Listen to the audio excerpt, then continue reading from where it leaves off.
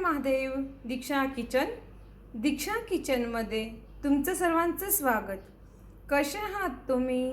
मस्त आहात ना? आज आपण बनवणार आहोत सुक्की पालकची भाजी. चला तर बनवूया. अगदी कमी वेळ लागतो. पालकची सुक्की भाजी बनवण्यासाठी मी ते पालक घेतली, स्वच्छ 2 पाण्याने धुवून घेतली होती आणि तिला कापून घेतली अशी बारीक.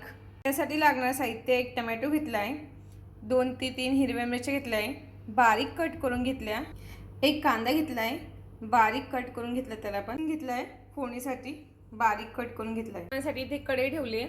कढईत भाजीसाठी थोडंसं तेल टाकून घेऊया. त्यासाठी तेल टाकून घेऊ.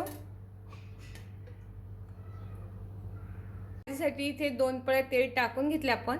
तेल छान गरम होऊ द्यायचं. जिरं टाकून घेऊ भाजीला. जिरं छान कळकळीत होऊ द्यायचं. लसूण टाकून घेऊया. लसूण पण छान होऊ द्यायचा. लसूण जिरं छान परतून घेतलं. हिरव्या मिरच्या घेतल्या 3-4, त्या पण छान तेलात परतून घेऊया. झाल्या. आपण बारीक कट केलेला कांदा घेतला आहे. कांदा छान परतून घ्यायचा आहे. टोमॅटो घेतला आहे बारीक कट केलेला. टोमॅटो पण बारीक आचेवर छान परतून घ्यायचा आहे. तो कांदा छान झाला. आपण बारीक कापून घेतलेली पालक ॲड करूया. छान परतून घेऊया. हे छान परतून घेतले. चवीनुसार मीठ ॲड करूया. थोडीशी हळद घालते. छान परतून घेऊया. भाजी छान परतून झाली की 2 मिनिटासाठी आपण झाकण ठेवूया. 5 मिनिटे झाली. आपण भाजी बघून घेऊया. हे बघा किती छान झाली आपली भाजी. परतून घेऊ आपण. भाजी तुम्ही डब्यासाठी करू शकता. खूप छान लागते अशी भाजी. वरतून थोडासा शेंगण्याचा कूट घालते. परतून घेऊ भाजी छान.